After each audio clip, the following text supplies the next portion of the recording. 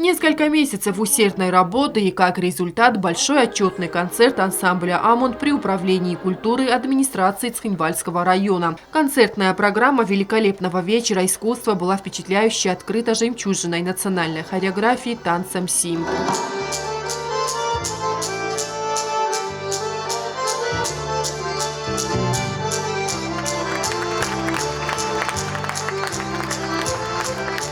В обширном репертуаре хореографического коллектива не только осетинские танцы, но и танцы народов Кавказа. Хореографические движения искусно сочетались с интенсивными ритмами, а после исполнения дагестанского танца артисты сорвали шквал аплодисментов зрителей.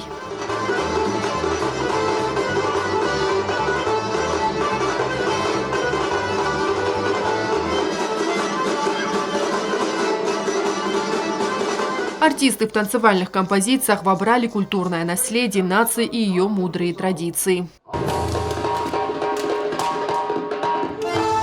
Весь вечер зрители были погружены в мир изящества и глубины национального танца. Яркие танцевальные номера сменялись выступлениями вокальной группы ансамбля «Ирон Фендер».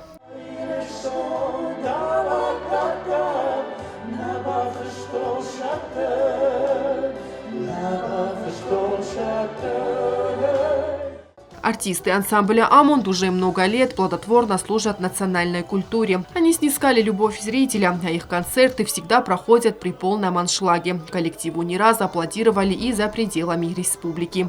Анжела Кукоева, Давид Туаев, Арнольд Харебов, Вера Цхавребова. Информационный выпуск сегодня.